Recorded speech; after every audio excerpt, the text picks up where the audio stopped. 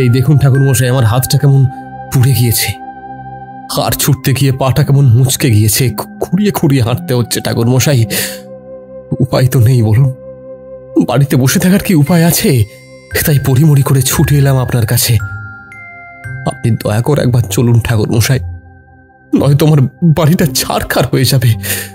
মহিলারা তো ঘরে ঢুকে দরজার শিকল দিয়ে দিয়েছেন, ছেলে মেয়েরা কেঁদেই অস্থির। আমি কর্তা একা কোন দিকে যাই বলুন তো? চাকর বাকর সব পালিয়ে গেছে, ঠাকুর ঘরের দরজা ভিতর থেকে বন্ধ, আর সেই সর্বনাশা বিপদ ওই ওই ওই ঘরে ঢুকেই বসে আছে। আমাদের 6 পুরুষের ঠাকুর ঘর, ঠাকুর আর পুজোর সামগ্রী সবই পুরনো। লক্ষ্মীনারায়ণের সোনার মূর্তি, রূপোর বাসন আর তামার ঘট সব ধাতব জিনিস সে আছাড় মেরে মেরে ফেলছে। আমাদের বামুন বাড়ি, প্রাণের চেয়েও ঠাকুর দেবতাকে বেশি আমরা বিশ্বাস করি ঠাকুর মশাই, আর সেই ঠাকুর ঘরেই কিনা অত্যাচার। বাধা দিতে পারিনি, সে তো মানুষ নয়, কিছুই করতে না পেরে আপনার কাছে এলাম ঠাকুর মশাই।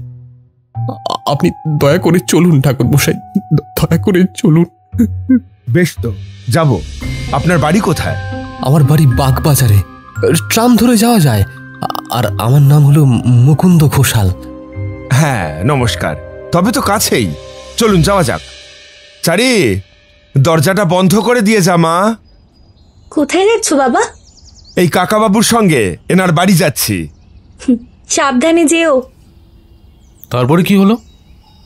ওই ভদ্রলোকের সঙ্গে ট্রামে উঠলাম, পথে প্রশ্ন করলাম কিছু, কারণ তার ডাকে এত তাড়া ছিল যে মঠলেনে বসে আমি আর বেশি কথা জানতে চাইতে পারিনি। দরজা খুলতেই তিনি আমায় তার হাতের ক্ষত দেখিয়ে বললেন, এই যে ঠাকুর মশাই, আমার প্রণাম নেবেন। গুরুদেব আশ্রমে নেই, আর আমি অন্ধের মতো ঘুরে মরছি। এখন আপনি আমার ভরসা। এই যে দেখছেন, হাত দুটোর কি দশা হয়েছে। ওকে আমার বাড়ি থেকে দূরে না করতে পারলে আমাদের সকলের এই দশাই হবে। হ্যাঁ। কি সর্বনাশ! কিসে পুড়ল এইভাবে? আগুনে হাত দিয়েছিলেন নাকি? ভদ্রলোক দুটো হাতের তালু সোজা করে দেখালেন, দুটো হাতেই দগ দগে ক্ষত, পুড়ে কয়লা হয়ে গেছে চামড়া। আগুন নয় ঠাকুর মশাই, একজন হাতটা ধরেছিল আর তাতেই এই অবস্থা। সে কি কথা! ভিতরে আসুন, আপনার ক্ষতয়ে কিছু প্রলেপের ব্যবস্থা করি। আগে না ঠাকুর মশাই, বাড়িতে সব ফেলে এসেছি। নৈহাটির আশ্রমে গিয়ে গুরুদেবকে পেলাম না, বুঝলেন। এক গুরু ভাই, আপনি তাকে চেনেন, নাম কালীপদ মুখুজ্জে, আপনার সন্ধান উনিই দিলেন। সব শুনে বললেন, গতকাল কোজাগরী পূর্ণিমা ছিল। গুরুদেব এক শিষ্যের গৃহপ্রবেশ উপলক্ষে তাদের বাড়িতে পায়ের ধুলো দিয়ে গেছেন। এখন তোমায় বাঁচাতে পারেন একজন। তিনি কে?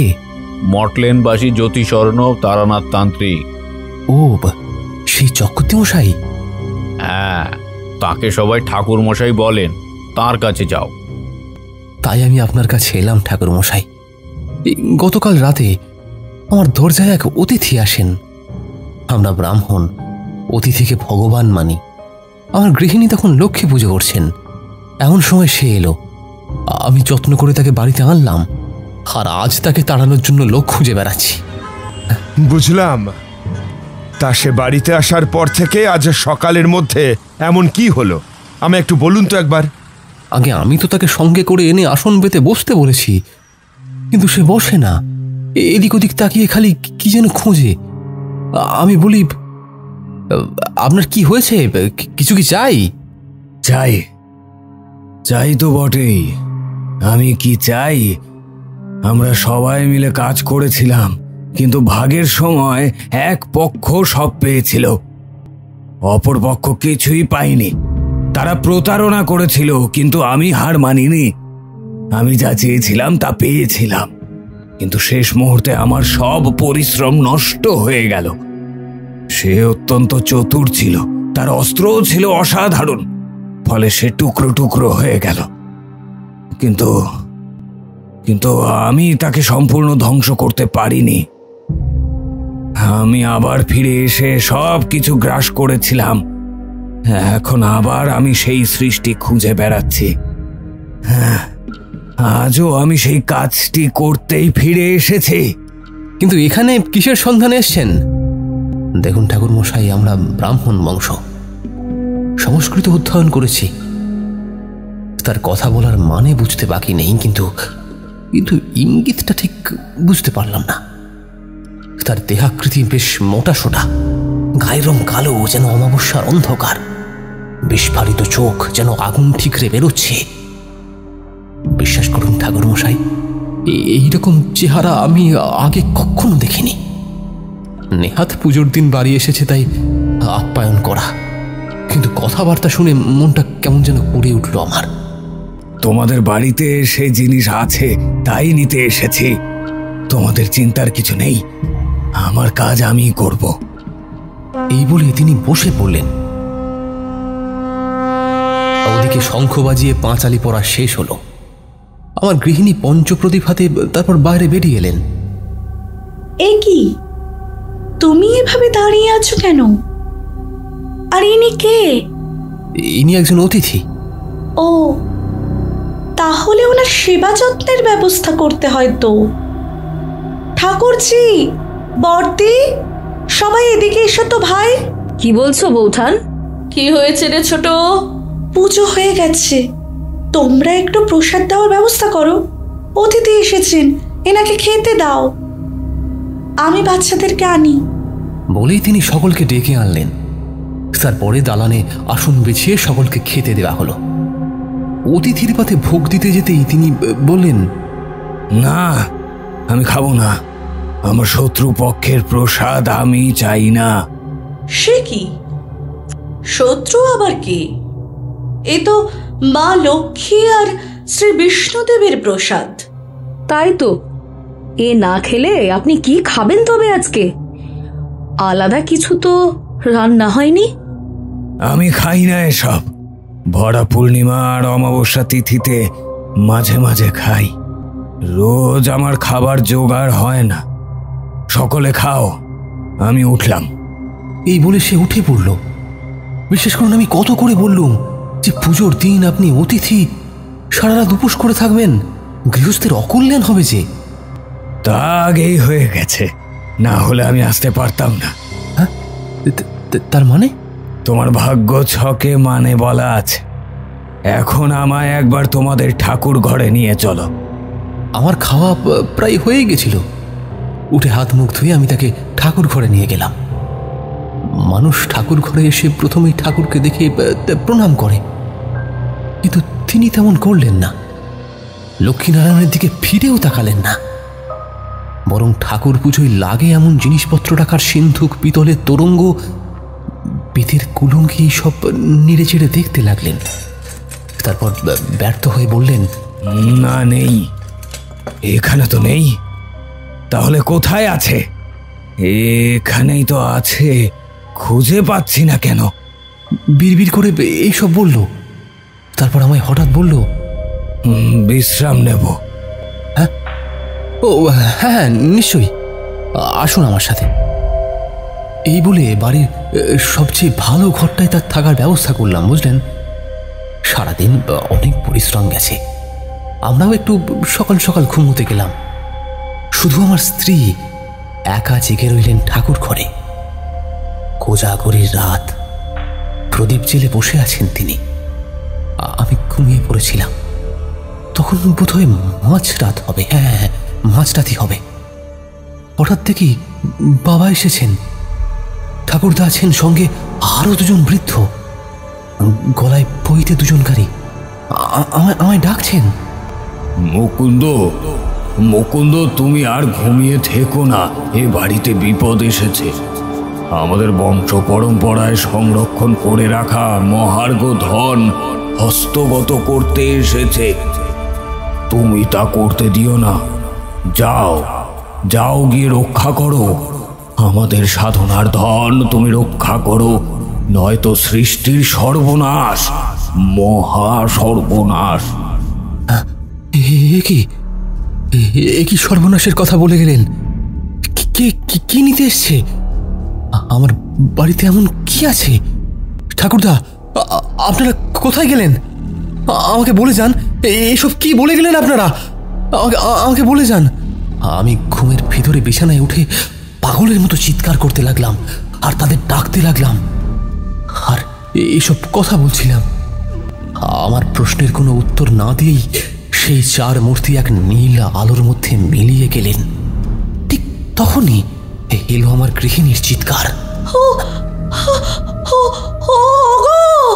কোথায় আছো? শিগগিরই এসো, শিগগিরই এসো। কি হয়েছে বৌঠান? অমন করে চিৎকার করলে কেন? আমি ছুটে গেলাম ঠাকুর ঘরে। গিয়ে দেখি তিনি ভয়ে থরথর করে কাঁপছেন। এ কি হয়েছে তোমার? তুমি কাঁদছো কেন? তিনি আমাকে কাঁদতে কাঁদতে বললেন, কে যেন এসে দাঁড়িয়েছিল ও চৌকাঠের বাইরে। আমি এক মনে মায়ের কাছে বসে আছি।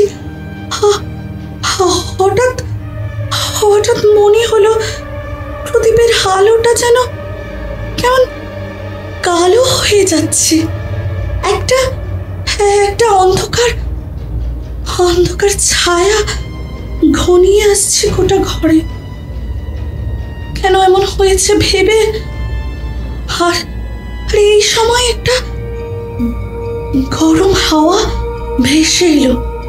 পেছন করে দেখি একজন সরে গেল তাড়াতাড়ি। ভয়ে চিৎকার করলাম। এইসব কি হচ্ছে বলো তো? তাই তো দেখছি। তোমরা লক্ষ্য করেছো এত কাণ্ড হচ্ছে, ছেলেমেয়েরা না হয় ছোট, ওরা ঘুমিয়ে পড়েছে, কিন্তু আমরা যারা বড় তারা তো কেউ ঘরে থাকতে পারিনি, পরিমরি ছুটে এসেছি। আর সেই অতিথি ঘুমোচ্ছেন, গোড়া থেকেই তার হাব ভাব যেন কেমন তর। তাই বটে, প্রতি বছর ছোট রাত জাগে, প্রদীপ জ্বলে, কই অন্ধকার তো হয় না। প্রদীপটা এখনো জ্বলছে বর্দি। রাধারানী বোধহয় ভুল দেখেছে, আসলে উপোস করে আছে তো কি দেখতে কি দেখেছে।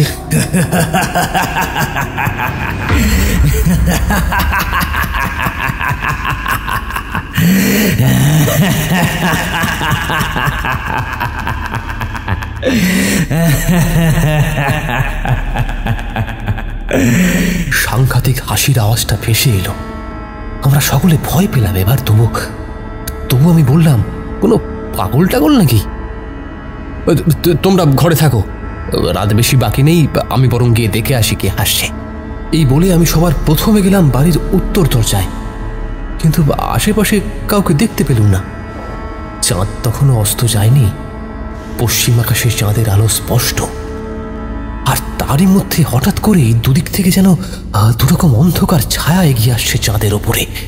কেমন অন্ধকার? মানে কোনো আকৃতি ছিল কি? আগে ছিল ঠাকুর মশাই, আর আমি সেটা দেখেছিলাম অবাক হয়ে। একটা ছায়া গোল আর একটা ছায়া লম্বাটে ধরনের। আপনারা আজীবন শ্রী বিষ্ণুর পূজারী, তাই না? আগে শুনে আমি বিপন্ন মুখে আমার সামনেই বসে থাকা মুকুন্দ ঘোষালের সামনেই অল্প হাসলাম। কিন্তু আপনি হাসছেন কেন ঠাকুর মশাই? পরে বলছি। ট্রাম এসে দাঁড়ালো, আমরা নেমে হাঁটা শুরু করলাম। বেশ কিছুটা হাঁটার পর চক মেলানো দোতলা বাড়ি। বাড়ির ভিতর ঢুকতেই কানে এলো একটা হুঙ্কার, সেই সঙ্গে মাটিতে দাপাদাপি করার শব্দ। ওই শুনুন তার কাণ্ড। বাড়ির মহিলারা একসঙ্গে কান্নাকাটি করছেন। ছোট ছেলে মেয়েদের গলাও পেলাম। মায়া হলো তাদের জন্য। সকাল হয়েছে কখন, কিন্তু কেউ কিছু খায়নি। বিশেষত ছোটরা ভয়ে খিদের কষ্টে কাঁদছে, কিন্তু কোথায় আছে সেই জিনিস তা না জানলে আমি বাধা দেব কি করে? কিন্তু কি জিনিস, মানে সেটাই তো বুঝতে পারছি না। অমৃত। কি অমৃত? তা কি সত্যি হয় নাকি? হয় না মানে? পুরাণে কি তবে মিথ্যে কথা লেখা আছে? না তা নয়, কিন্তু পুরাণের ঘটনা আর আপনার অভিজ্ঞতা দুটো এক হলো কি করে বলুন তো? হয়ে যায়। পুরাণের কথা পুরনো হতে পারে, কিন্তু পরিত্যক্ত নয়। মুকুন্দ ঘোষালের বাড়ি গিয়ে তার প্রমাণ পেয়েছি। ট্রাম থেকে নেমে হাঁটতে হাঁটতে মুকুন্দ আরো কথা বলেছেন, যা আমি এখনো তোমাদের বলিনি। কি আশ্চর্য, বলেননি তো? বলুন বলুন আগে। বলছি, আগে চারিকে ডাকি, গলাটা শুকিয়ে গেছে, একটু চা দরকার। চারি, চারি।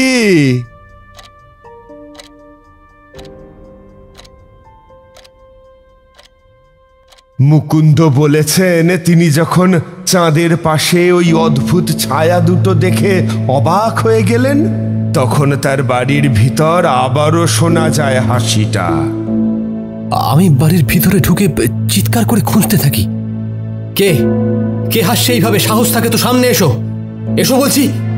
সাহস থাকে তো আমার সামনে এসো আর বলো কোথায় আছে সেই মহার্ঘ। এই তো অতিথির গলা। অতিথির ঘরের সামনে যেতেই দরজাটা খুলে গেল আপনা থেকেই। আমি ভিতরে ঢুকে দেখি সে কি সাংঘাতিক দৃশ্য ঠাকুর মশাই।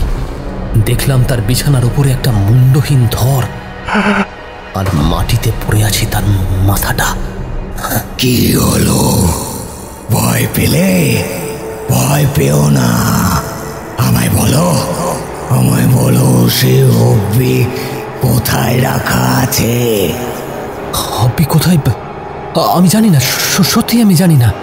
আবার চলো না, আবার চলো না, ভালোই ভালোই বলো, নয়তো সবাই মরবে। না না, আমি জানি না, আমি সত্যিই জানি না। বাঁচাও, বাঁচাও, আমাকে বাঁচাও। কি বলবো ঠাকুর মশাই, আমার পেছনে সেই ধরটা মাথাটা সঙ্গে করে এগিয়ে আসছে। আমি ছুটছি অন্ধের মতো। বাড়ির সকলে আমার চিৎকার শুনে ঠাকুর ঘর থেকে বেরিয়ে এসে সেই দৃশ্য দেখে ভয়ে কাঁটা। আমি তাদেরকে বললাম, তোমরা সবাই ঘরে ঢুকে গিয়ে দরজাটা বন্ধ করে দাও, আমি গুরুদেবকে ডেকে আনতে যাচ্ছি। সেই ভালো, আমি ততক্ষণ ঠাকুর ঘরটা ভালো করে খুঁজে দেখি, ফাঁকা ঘরে নিশ্চয় খুঁজে পাবো। এই বলে সেই ধর আর মাথাটা সবাইকে পাশ কাটিয়ে ঠাকুর ঘরের দিকে গেল ঠাকুর মশাই। বাড়ির সকলে ভয়ে আর্তনাদ করতে করতে উল্টো দিকে সরে গেল। বর্দি বললেন, ও মুকুন্দ, ও যে ঠাকুর ঘরে ঢুকলো, আমাদের 6 পুরুষের ঠাকুর ঘর, গুপ্ত কলস ও ওখানেই আছে। দুর্জনের ছোঁয়া লাগলে যে সব নষ্ট হয়ে যাবে। হ্যাঁ তাই তো। এই দাঁড়াও দাঁড়াও, খবরদার ওই দিকে যেও না, দাঁড়াও বলছি। এই বলে আমি ছুটে গিয়ে অতিথির মাথা কাটা দেহটার হাত দুটো চেপে ধরলাম। হাত ধরতেই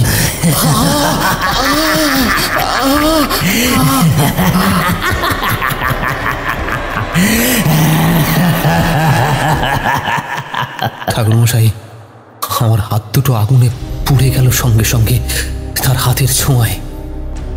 চোখের সামনে সে ঠাকুর ঘরে ঢুকে গিয়ে দরজা দিয়ে দিল। বাড়ি মায় কান্নাকাটি। আমি দৌড়ে বাড়ি থেকে বেরোতে গিয়ে পড়ে গিয়ে আঘাত পেলাম। তারপরে আপনি তো সবই জানেন ঠাকুর মশাই। এবার আমি বললাম, দেখুন, আমি সঙ্গে শালগ্রাম শিলা আনিনি, আপনাদের বাড়িটাও পাওয়া যাবে না এখন, তাই একটা বিকল্প ব্যবস্থা করতে হবে। আচ্ছা, আপনাদের বাড়িতে বা তার আশেপাশে কোথাও কৃষ্ণ তুলসীর গাছ আছে? আগে আছে, রাধা কৃষ্ণ দুরকম তুলসী গাছই বাড়িতে আছে ঠাকুর মশাই। বেশ, একটি কৃষ্ণ তুলসী গাছ মাটি সহ, একগুচ্ছ শ্বেত নয়নতারা ফুল, গন্ধচন্দন, মাখন, মাটির পাত্রে মিষ্টি আর তামার পাত্রে গঙ্গা জলের ব্যবস্থা করুন। দেরি করবেন না, করাল গ্রাস যত তাড়াতাড়ি এড়ানো যায় ততই মঙ্গল। আগে আমি এক্ষুনি যাচ্ছি ঠাকুর মশাই। বলেই তিনি চলে গেলেন। তারপর ফিরেও এলেন তাড়াতাড়ি, সব উপাচার নিয়ে। আমি বললাম, বাহ, সবই জোগাড় হয়ে গেছে দেখছি, মাটিতে রাখবেন না, আমি একটু হাত পা ধুয়ে আসছি, ততক্ষণ একটু ধরে দাঁড়িয়ে থাকুন। আচ্ছা, আপনাদের কল ঘরটা কোথায়? কি বলি ঠাকুরমশাই, একটা লোকও নেই যে আপনাকে সাহায্য করবে, আর পুজোর জিনিস নিয়ে তো আমি যেতে পারি না। ঠিক আছে, আমি দেখে নিচ্ছি, শুধু বলুন কোন দিকে যাব। উঠোন ধরে সোজা একটু এগোলেই হলুদ রঙের কাঠের দরজা, ওইটাই কলঘর। বেশ, বলে আমি কলঘরের দিকে এগোলাম। তারপরে শুদ্ধ হয়ে এসে খানিকটা গঙ্গার জল ছিটিয়ে ঠাকুর ঘরের দিকে দালানের ওপর বৃত্তাকৃতির আয়োজন করলাম। তারপর বসলাম পুজোয়। পুজো মানে তুলসী গাছের পুজো? হ্যাঁ, রূপক ওটাই, কিন্তু আমি পূজা করছিলাম ভগবান শ্রী বিষ্ণুর। এই বিপদের তিনি ত্রাতা। এক মনে বললাম, ওং নারায়ণায় বিদ্মহে বাসুদেবায় ধীমহি তন্নো বিষ্ণু প্রচোদয়াৎ।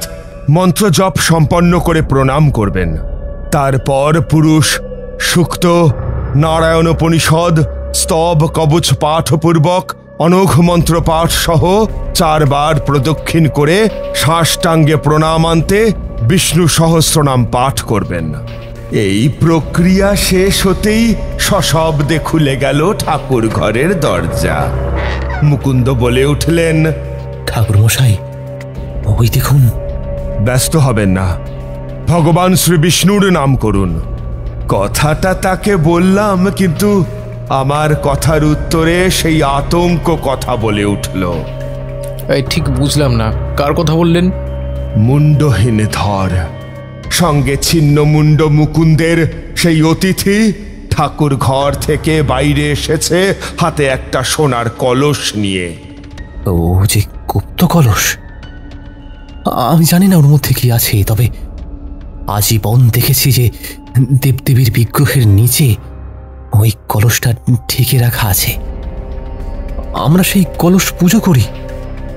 শুনেছি আমার ঠাকুরদা ভগবানের স্বপ্নাদেশ পেয়েছিলেন। এই কলসটা এনেছিলেন ত্রম্বক থেকে। তিনি শ্রী বিষ্ণু পূজারী ছিলেন, মহাত্মা ব্যক্তি ছিলেন তিনি। ঠাকুরমশাই মৃত্যুর আগে বলে গিয়েছিলেন, বংশ পরম্পরায় এই কলস যেন শ্রী বিষ্ণু চরণ তলে থাকে, সব বিপদ থেকে রক্ষা করবে। এর দ্রব্যগুণ, একে রক্ষা করো তোমরা, একে।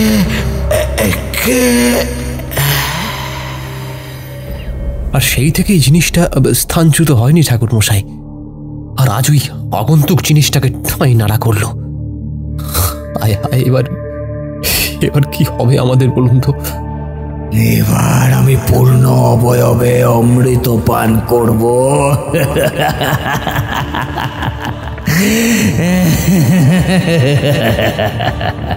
ওং ব্রহ্মণ্য দেবায় গো ব্রহ্মণ্য হিতায় চ জগদ্ধিতায় কৃষ্ণায় গোবিন্দায় নমঃ নমঃ। আমার গলার শিরা ক্লান্ত হয়ে পড়ছে, তবু আমি পাঠ থামাইনি। এমন সময় মৃগনাভি কস্তুরীর সুগন্ধে 4 পাশ আচ্ছন্ন করে শঙ্খ চক্র গদা পদ্মধারী নারায়ণ আবির্ভূত হলেন। তাকানো যায় না, এত জ্যোতি। মুকুন্দ কথা হারিয়ে ফেলেছেন। তং পুণ্যং আগতং পরন্তু अस्मिन् समय भावतं मां नष्टुं न शक्तुं बन्ति अहं तत्क्षणमेव एतत् अमृतं पिबीतवान्। কথাটা বলেই মুন্ডহীন গলার উপর অমৃত কলস উপুর করে দিতে যায়। আর ঠিক তখনই মূর্খং চুপং কুরু সাহস্য শিবা অস্তি।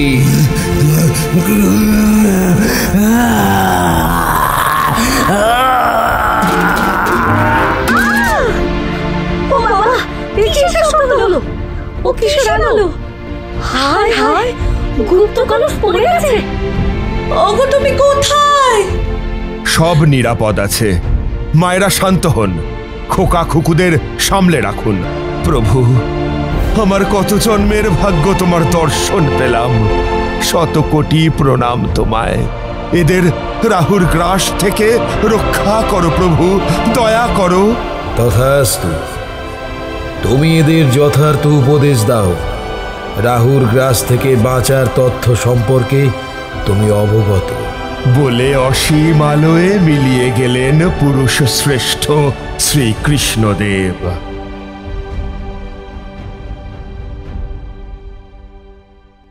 ও কি, আমি কাকে দেখলাম? ও যে পুরাণ পুরুষ শ্রীকৃষ্ণ এসেছিলেন আমাদের বাড়িতে। সবটু নাকি নাকি সত্যি? আঘ্রাণ করুন মুকুন্দ, ভাবুন তো এ কিসের সুবাস? মৃগনাভি কস্তুরীর গন্ধ। এ গন্ধ কার অঙ্গের সৌরভ? তবে কি সত্যি? সব সত্যি। ওগো, তোমায় কখন থেকে ডাকছি, শুনতে পাচ্ছ না?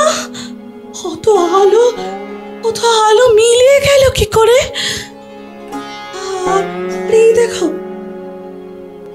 কি আশ্চর্য কাণ্ড হচ্ছে। দেখো দেখো, ওটা করছি। বর্তি, তোমরা দেখছো? সকলে হরিনাম করুন। হরি বল, হরি বল, হরি বল, হরি বল, হরি বল। দেখতে দেখতে জমাট অন্ধকারের মতো গাঢ় কালো রংটা মিলিয়ে গেল। চারিদিক ফর্সা হতেই দেখা গেল খালি সোনার কলসটা গড়াচ্ছে মাটিতে। চারপাশে একটা সাদাটে তরল পদার্থ পড়ে আছে। এটা কি? অমৃত। সমুদ্র মন্থনে যে অমৃত উদ্ধার হয়েছিল, সেই অমৃতের বিন্দু রয়ে গেছে পৃথিবীর 4টি স্থানে: প্রয়াগ, হরিদ্বার, ত্রিম্বক, উজ্জয়িনী। আপনার পূর্বপুরুষ নিশ্চয়ই ভগবান বিষ্ণুর বিশেষ আশীর্বাদ পেয়েছিলেন, আর তিনি এই অমৃত সংগ্রহ করেছিলেন ত্রিম্বক থেকে। আপনাদের বাড়িতেই এত বছর ধরে অমৃত লুকানো ছিল। গতকাল নিশ্চয়ই তিথি নক্ষত্রের কোনো বিশেষ যোগে রাহু অসাধু বাসনা নিয়ে তার বাড়িতে এসেছিল অতিথি রূপে, অমৃতের লোভে। আপনার তো এখন রাহুর দশা চলছে, এতে আরো সুবিধে হয়েছে তার। কিন্তু এমন কি হওয়া সম্ভব ঠাকুর মশাই? মকরন্দ ঘোষাল দিব্য দেহে এসে বললেন, সম্ভব। ভক্তিতে সব সম্ভব। জগন্নাথের ইচ্ছায় জগতে সব হয়। আমি মকরন্দ ঘোষাল নিজে কথা বলছি। প্রপিতামহ, আপনি এসেছেন? আমি কি সত্যিই দেখছি? হ্যাঁ, সবই সত্যি। আবার রাহুর গ্রাস থেকে অমৃতকে রক্ষা করেছেন ভগবান। আমি আর থাকতে পারছি না। তোমাদের কল্যাণ হোক। আমি আসি। সবার চোখের সামনে দিব্য দেহে ঊর্ধ্বলোকে গমন করলেন মকরন্দ ঘোষাল। তারপর কি হলো? হ্যাঁ, আমারও তো জানতে ইচ্ছে করছে। আপনার মুখে এতদিন এত ঘটনা শুনেছি, কিন্তু এমন দৈবিক ঘটনা তো এর আগে কখনো শুনেছি বলে মনে পড়ছে না। সত্যি এ ঘটনা বিরল। খোদ কলকাতার বুকে এই দৃশ্য কল্পনাই করা যায় না, কিন্তু তবুও ঘটনাটা সত্যি। সবাই হতবাক, কারোর মুখে কোনো কথা নেই দেখে আমি বললাম, দেখুন মকরন্দবাবু, অতিথি হয়ে আপনাদের বাড়িতে সেই পুরাকালের অসুর সর্বাণু, যে দেবাসুরের অমৃত নিয়ে হওয়া কলহের সুযোগে দেবতার ছদ্মবেশে অমৃত পান করল অমরত্বের আশায়, সে এসেছিল। অমৃত ভোগ তার হয়নি সেইবার। বিষ্ণুদেব ছলনা ধরতে পেরে সুদর্শন চক্র নিক্ষেপ করেন অসুরের গলার উদ্দেশ্যে, কিন্তু ততক্ষণে কিছু পরিমাণ সে পান করে ফেলেছিল। ফলে অসুরের অস্তিত্বটা মরল না। ছিন্ন মুন্ড আর ধর নিয়ে সে থেকে গেল 2 অভিশাপ হয়ে, রাহু আর কেতু। এরা পৃথিবী আর পৃথিবীবাসীর জন্য সমান বিপজ্জনক। বেশি বলার দরকার নেই। আপনার ভাগ্যে এখন রাহুর দশা চলছে, তা আপনাকে প্রথম দর্শনেই আমি বুঝতে পেরেছিলাম। এখন আপনাকে সেই সংক্রান্ত কয়েকটি কথা বলি। কয়েকটি কাজ করতে হবে, মন দিয়ে শুনুন। আগে বলুন, সব শুনছি। শনিবার কোনো দুস্থ ব্যক্তিকে নীল বর্ণের বস্ত্র দান করবেন, রূপোর পাত্রে জল খাবেন এখন থেকে, আর কৃষ্ণ তিল ভাসিয়ে দেবেন জলে। এই কাজগুলো করলে রাহুর প্রকোপ থেকে পরিত্রাণ পাবেন, কল্যাণ হবে আপনাদের। কিন্তু পূর্বপুরুষের রেখে যাওয়া অমৃত যে নষ্ট হয়ে গেল ঠাকুরমশাই, আমি যে তা রক্ষা করতে পারলাম না। এই গ্লানি কি সত্যি হবে? কিসের গ্লানি? অমৃত যাওয়ার ছিল, গেছে। ভাগ্যে যা আছে তাই তো হবে, ও নিয়ে দুঃখ করবেন না। সশরীরে ভগবান দর্শন হলো, স্বর্গগত পূর্বপুরুষদের দেখা পেলেন, এটা কি কম সৌভাগ্য নাকি? আপনার যে বাড়ি, এ তো এক পুণ্যক্ষেত্র। বিষ্ণুদেবের পায়ের ধুলো পড়েছে। এই বাড়ি এখন মহাধাম। বললাম আমি। আমার কথা শুনে মুকুন্দ ঘোষাল যেখানে ভগবান এসে দাঁড়িয়েছিলেন, সেখানকার মাটিতে সাষ্টাঙ্গে পড়ে বারংবার প্রণাম করতে লাগলেন। সত্যি সত্যি আমি ধন্য, আমি ধন্য ঠাকুরমশাই। আপনার সান্নিধ্যে এসেছি বলেই এত সৌভাগ্য আমার লাভ হলো। এই সবই আপনার কৃতিত্ব ঠাকুরমশাই, আপনাকে শত কোটি প্রণাম। না না, সে কি কথা, আমি কেউ নই। আপনি ভগবানের নাম করুন, যা করেন তিনিই করেন। বলে আমি সেখান থেকে বিদায় নেওয়ার উপক্রম করলাম, আর তখনই বাড়ির মহিলা ও বাচ্চারা এসে আমার পা ছুঁয়ে প্রণাম করল। বাড়ির কর্ত্রী বললেন, আমরা আমরা অত কিছু বুঝি না, ঘরের ভিতর ছিলাম তো, তেমন কিছু দেখিও নি। আর এখানে কি হয়েছে না হয়েছে, কিন্তু এই কথা বুঝতে পারছি, আপনি বড় সজ্জন। বাবা, আমি তো আপনার মেয়ের মতো। আমার স্বামী আপনাকে ডেকে এনেছেন। এখন দুপুর গড়িয়ে সন্ধে হয়ে গেছে। আমি রান্না করছি। বাবা, আজ রাতে এইখানেই খেয়ে যেতে হবে। আচ্ছা মা, তাই হবে। তারপর রাতে পঞ্চব্যঞ্জন রেঁধে মা রাধারানী আমাকে সামনে বসিয়ে খাওয়ালেন। লুচি, বেগুন ভাজা, আলুর দম, মিষ্টি, পায়েস, এইসব আর কি। ঠাকুরমশাইয়ের বাড়িতে এসেছি। ডালপুরি আর জলপাইয়ের কাঁধ দিয়ে বানানো টক মিষ্টি আলুর তরকারি নিয়ে কিশোরী মুখটা বাংলার পাঁচের মতো করে রেখেছিল বলে ঠাকুরমশাই প্রশ্ন করলেন, কি হলো হে, মুখ গোমড়া হয়ে আছে কেন? আর বলবেন না, আপিসে বড় কর্তার মেজাজ। বাড়িতে গিন্নির কড়া কথা, কালো সর্ষে আনতে গিয়ে ভুলে ওই সাদা সর্ষে এনেছি বলে গঞ্জনার চোটে বাড়ি মাথায় করলো সে। না না, সময়টা খারাপ যাচ্ছে বড়। আমি ঠিক বুঝেছি। ঠাকুরমশাই আমার হাতটা একটু দেখুন তো, মনে হয় না রাহুর দশা বসা লেগেছে কিছু একটা। বলে কিশোরী তার ডান হাতটা বাড়িয়ে দিল ঠাকুরমশাইয়ের দিকে। ঠাকুরমশাই হেসে বললেন, তোমার এখন ব্রাহ্মী শাক খাওয়া উচিত। যত অশান্তি তোমার ওই ভুলো মনের জন্য। বসো, একটা ঘটনা বলি, সত্যিকারের রাহুর কথা। এ আমার অভিজ্ঞতা, কল্পনা নয়। এই বলে ঠাকুরমশাই গল্প আরম্ভ করলেন। সমস্তটা শুনে কিশোরী মোড়া থেকে উঠতে উঠতে এক কথায় বলল, ধন্য আপনার অভিজ্ঞতা ঠাকুরমশাই।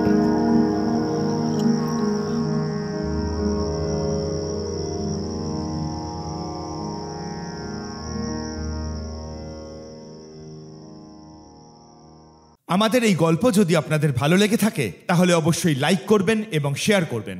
যারা চ্যানেলটিতে নতুন তারা অবশ্যই সাবস্ক্রাইব করুন। শুধু বেল আইকনটি টিপে নোটিফিকেশন অন করে দিন, যাতে আমাদের পরবর্তী কাজগুলোর খবর সবার আগে আপনার কাছে পৌঁছয়। ধন্যবাদ।